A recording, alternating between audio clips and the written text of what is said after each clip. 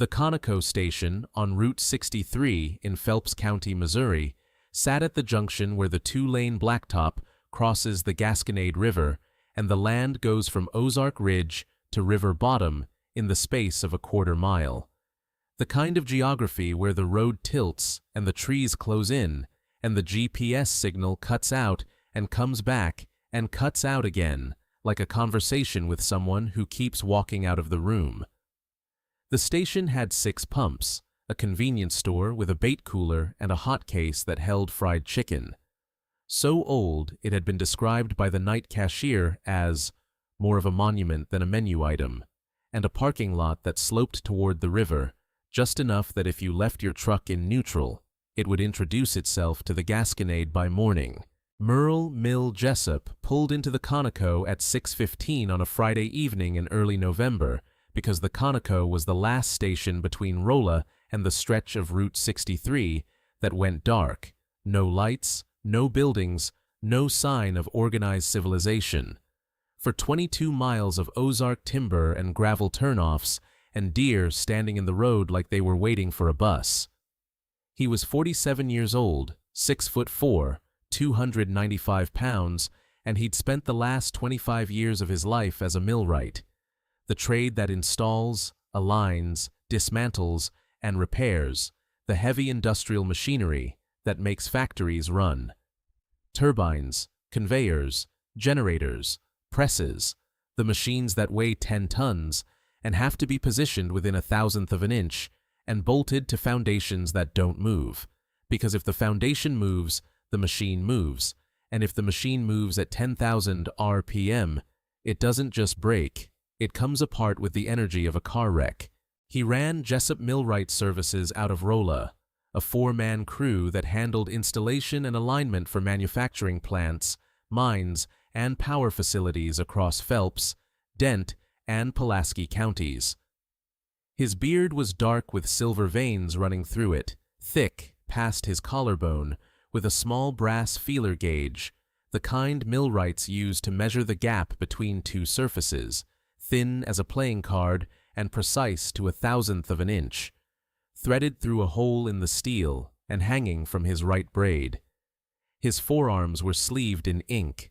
His left arm carried an industrial turbine in cross-section, the rotor and stator and bearing housings and shaft seals rendered in engineering detail, the blades of the turbine curving from his wrist to his elbow like the ribs of something enormous and mechanical.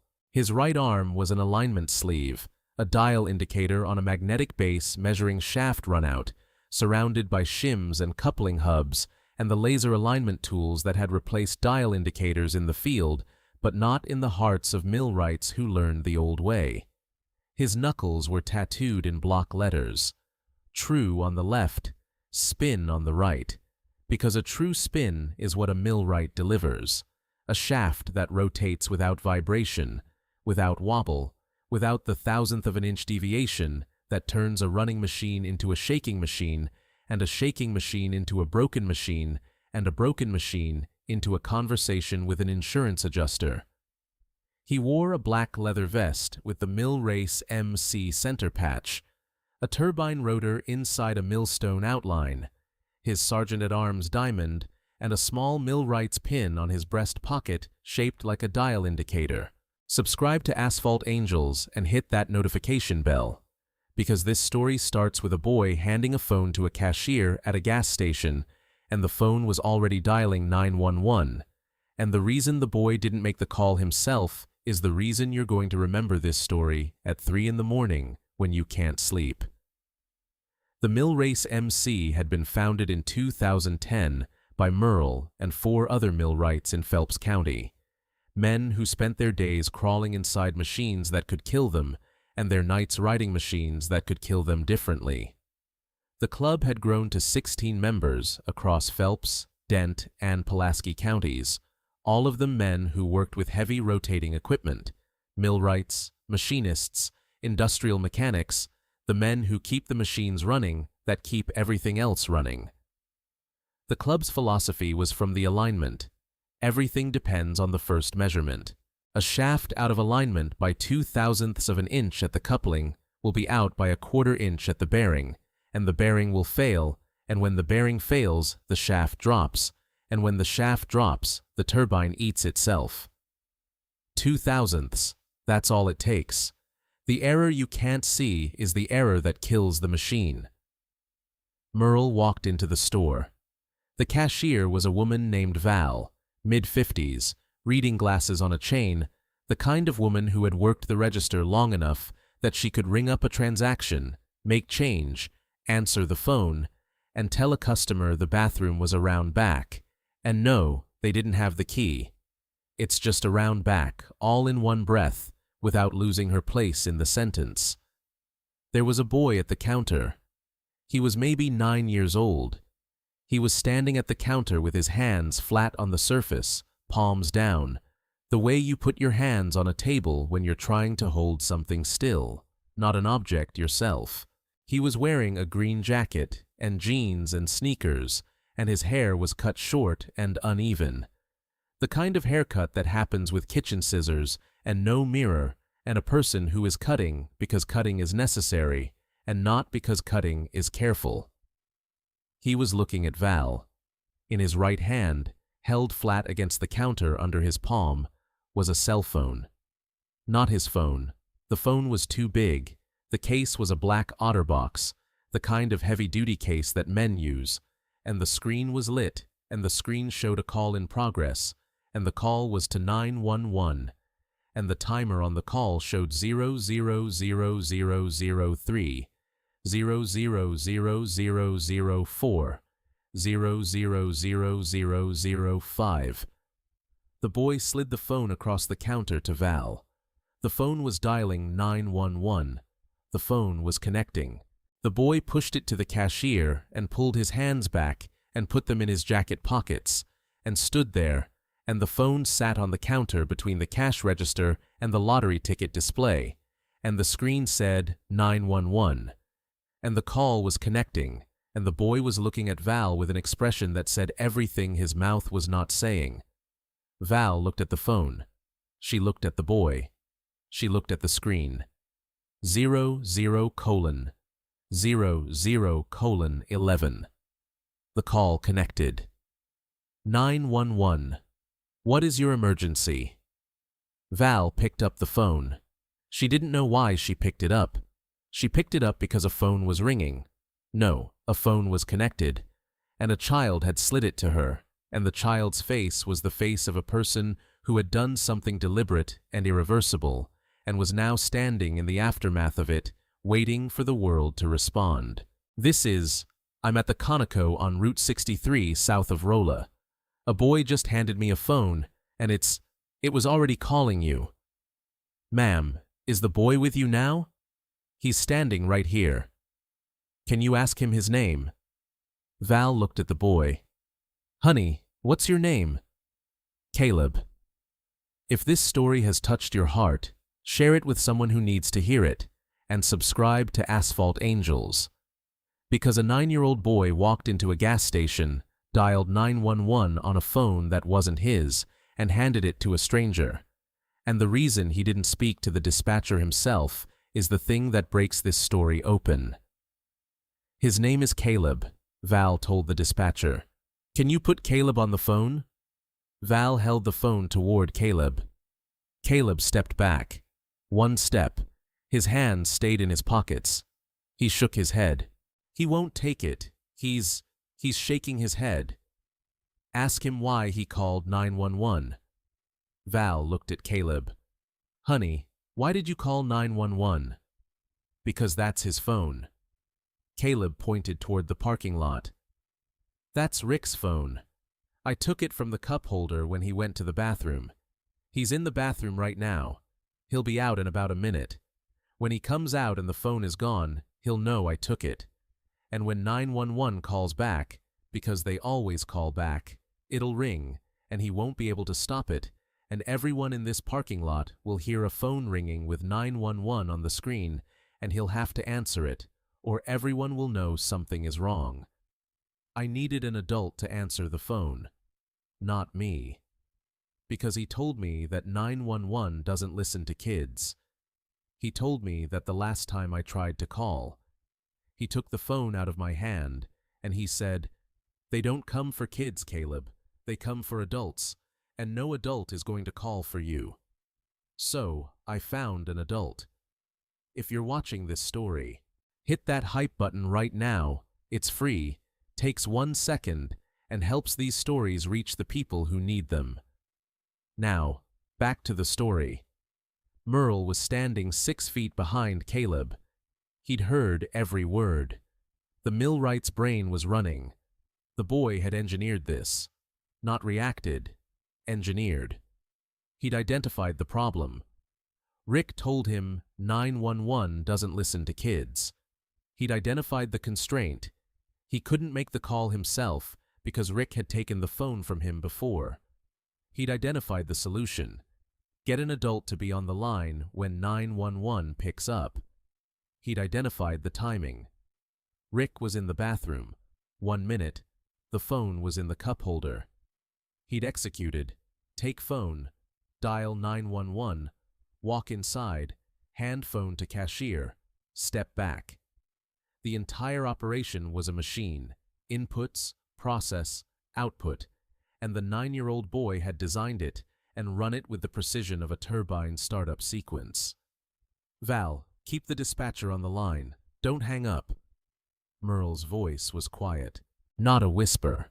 Quiet, the way a millwright talks on a factory floor when the machine is running, and you need to communicate without being heard over the noise, and the noise in this case was the situation itself. Val pressed the phone to her ear. "I'm here. There's a man, Rick, in the bathroom. The boy says it's his phone. He says the man told him 911 doesn't listen to children." The dispatcher said, "Ma'am, I'm sending a unit. Keep the boy inside the store. Do not let the boy leave with the man. I need you to stay on the line." Merle crouched. Not in front of Caleb, beside him, at the counter, both of them facing the same direction. The way you stand next to someone when you want them to know you're with them and not examining them. He put his hands on the counter the way Caleb had put his hands on the counter. Palms flat, steady, still. "Caleb, I'm Merle. I'm not going anywhere. He's going to come out of the bathroom. I know. He's going to look for his phone. I know. He's going to know it was me. He's not getting near you." Merle texted the mill race group chat one-handed under the counter. Conoco, Route 63 south of Rolla. Boy stole the abuser's phone and dialed 911 and handed it to the cashier. Abuser is in the bathroom, going to come out looking for his phone. Boy says abuser told him 911 doesn't listen to kids. Need brothers. Now. GPS pin. Shaft responded first. Vice President, Industrial Mechanic. 3 minutes already on 63. Then bearing from Rolla. Then Spindle and Arbor together from St. James. Then Keyway from Dixon. 5 riders. 3 minutes for the first. Rick came out of the bathroom at 6:19. Richard Dean Coulter, 38, 6 foot, 190 pounds, a lean man in a flannel shirt and work boots, with a face that was the kind of unremarkable that makes a person hard to describe to a sketch artist. Brown hair, no distinguishing marks, the face of a man who could stand in a lineup and be the one nobody picks because nobody remembers. He walked to the parking lot. He walked to a gray Dodge Ram parked at Pump 3. He reached into the cup holder. The phone wasn't there. His head came up. The motion was mechanical. A scanner sweeping an area, left to right, systematic, not panicked. He looked at the pumps. He looked at the lot. He looked at the store.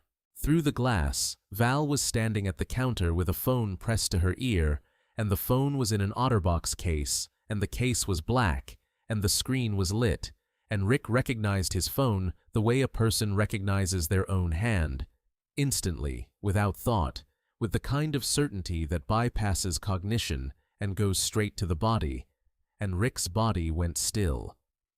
He walked toward the store. Merle stepped outside. He filled the doorframe. 6'4", 295 pounds, leather vest, tattooed forearms, knuckles that said true and spin. He didn't speak.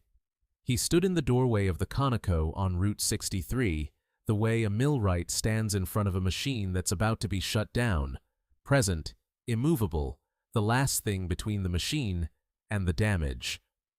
Rick stopped, 10 feet from the door. That's my phone. It is. I need it back. You don't. The kid took my phone. He's inside.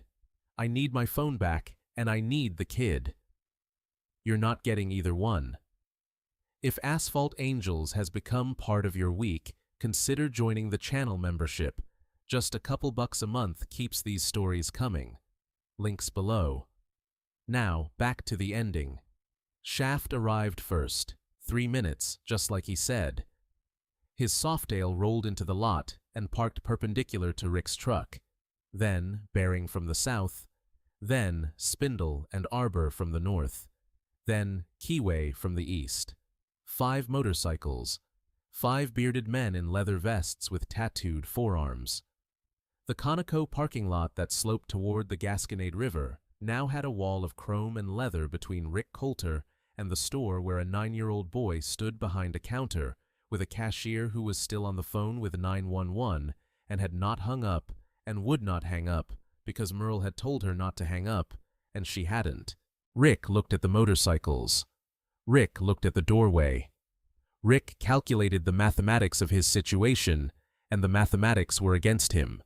5 men, 1 door, his phone on the other side of it, a 911 call active and recording, and the boy who had engineered all of it standing inside with his hands in his jacket pockets and his face pressed to the glass, watching the man who had told him, 911 doesn't listen to kids. Discover that 911 was listening right now and had been listening since 000005 on the call timer. He ran. Not toward the store, toward the truck. He got in the Ram. He turned the ignition. He put it in reverse. He backed up 2 feet, and Shaft Softail was behind the truck, and Bearings Road King was beside it, and the gray Dodge Ram was boxed in on 3 sides with motorcycles, and on the 4th side with a gas pump island, and Rick was going nowhere, and the nowhere was permanent. The Phelps County Sheriff's deputy arrived at 6:26 p.m. The 911 call was still active. Val had been on the line for 11 minutes. The dispatcher had heard everything. Merle in the doorway, Rick demanding his phone, the motorcycles arriving, the engine starting, the blocked truck. The recording was evidence. The phone was evidence. The boy was the witness, and the boy had built the case himself with a stolen phone and a 7-word thesis. He told me 911 doesn't listen to kids. Caleb Meeks, 9 years old. His mother, Dawn Meeks, had been dating Rick Coulter for 8 months. Rick had moved into their house in March, a rental on a county road outside of Edgar Springs, 14 miles south of Rolla, the kind of house where the nearest neighbor is a 1/4 mile through timber, and the 1/4 mile might as well be a continent, because sound doesn't carry through Ozark hardwood, and what happens inside stays inside. Rick didn't hit Caleb. Rick hit Dawn, but Rick's system was designed around the boy. The boy was the audience, the witness, the proof that the violence was real, and the consequences for reporting it were real. Rick hit Dawn in the kitchen, in the living room, in the hallway, and Caleb saw it every time because the house was small and the walls were thin, and Rick made sure the doors were open because the hitting was only half the system. The other half was the watching. A child who watches his mother get hit learns that violence is the operating condition of the household, and a child who has been told that 911 doesn't come for kids learns that the operating condition is permanent. Caleb had tried to call 911 once before, in September. He'd taken Rick's phone from the kitchen counter while Rick was asleep, and Dawn was in the bedroom with the door closed, and he'd dialed 911 and held the phone to his ear, and Rick had come down the hallway, not asleep, never asleep, the kind of man who sleeps with one eye on the phone and both ears on the house, and taken the phone from Caleb's hand before the call connected and held the phone in front of Caleb's face and said, "They don't come for kids, Caleb. They come for adults, and no adult is going to call for you. You're 9. You're invisible. Put the phone down and go to bed." Caleb had gone to bed.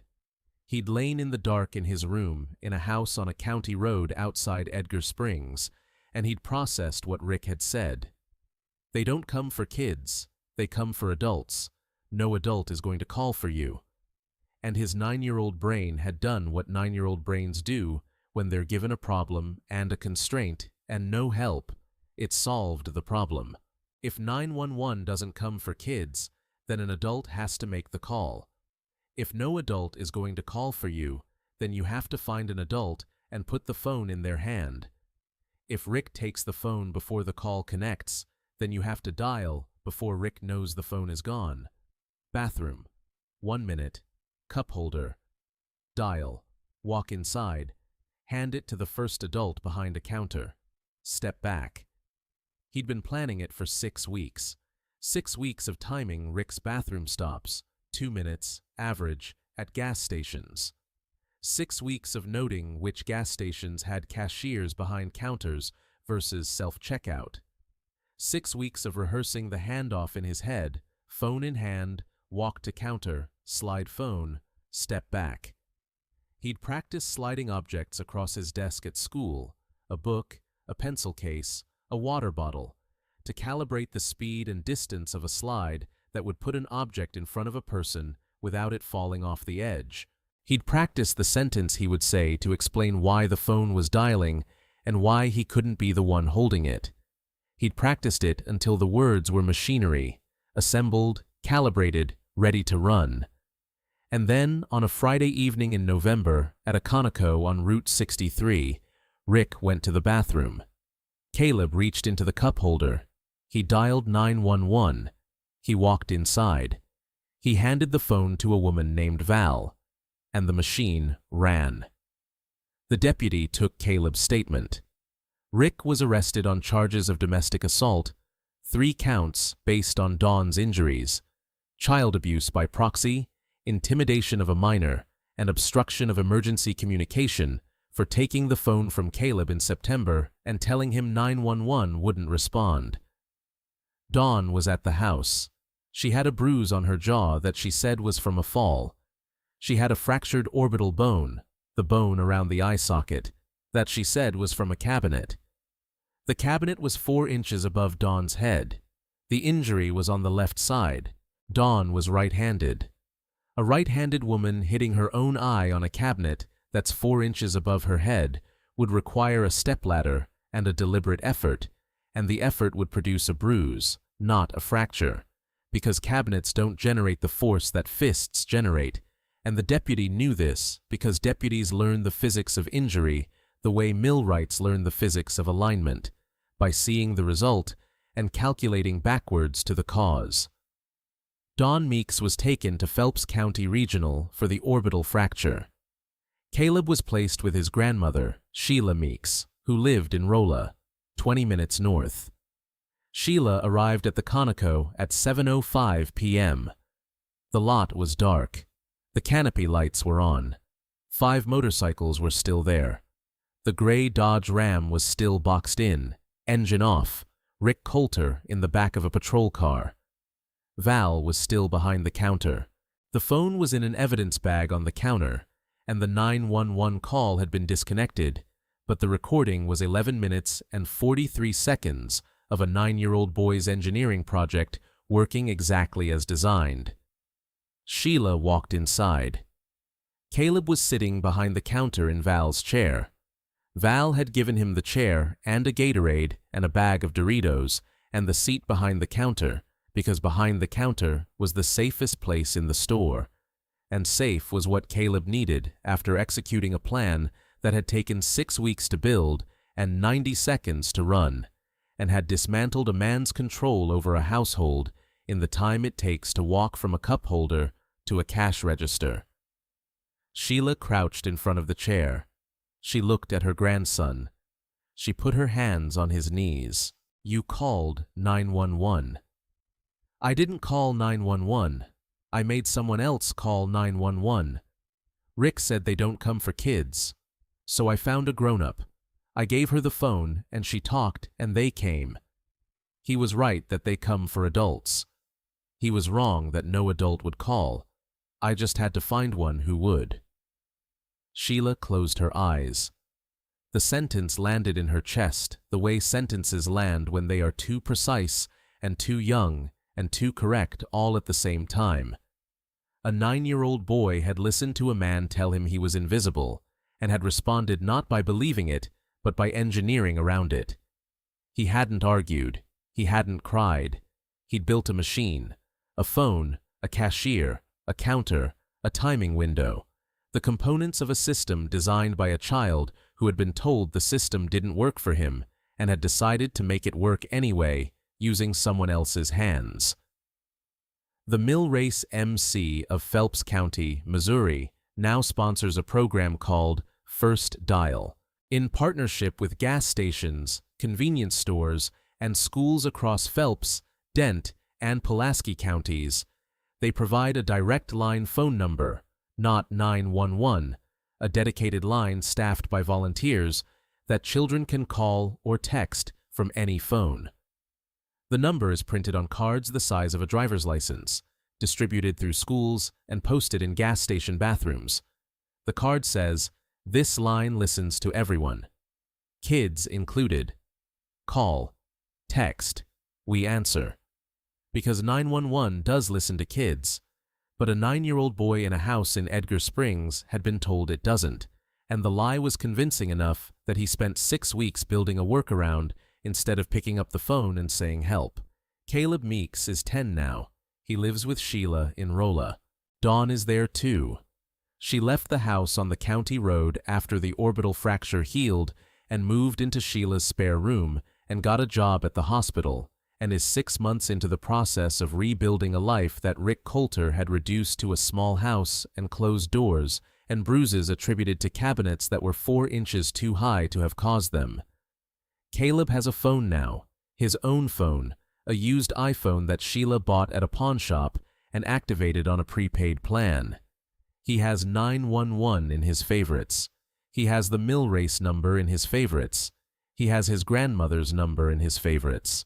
The phone is his, and nobody takes it from him, and the 3 numbers in his favorites are the 3 connections between a 10-year-old boy and a world that he had been told didn't listen to him, and that he proved wrong with a stolen OtterBox and a cashier named Val, and a 7-second call that became an 11-minute recording that became the evidence that took a man out of a house where he'd been hitting a woman in front of her son and telling the son that nobody cared. Merle still stops at the Conoco on Route 63. Val still works the counter. And the phone, Rick Coulter's phone, the one with the black OtterBox case, is in evidence, but Val keeps a picture of it on her phone. A screenshot of a phone screen showing 911 and a call timer reading 0 hours, 0 minutes, 5 seconds. She shows it to people sometimes. She says, "A boy handed me this phone. It was already dialing. He was 9 years old. He'd been told that 911 doesn't listen to kids, so he found a grown-up and put the phone in her hand and said, 'You do it.' And I did. And they listened. Be the one who answers." Thank you for watching this story. If it reminded you that a 9-year-old boy can engineer his own rescue with a stolen phone and a 60-second window, please share it. Subscribe to Asphalt Angels for more stories proving that when a child says 911 doesn't listen to kids, the answer is to hand the phone to someone louder. Tell us in the comments, what would you do if a boy handed you a phone that was already dialing?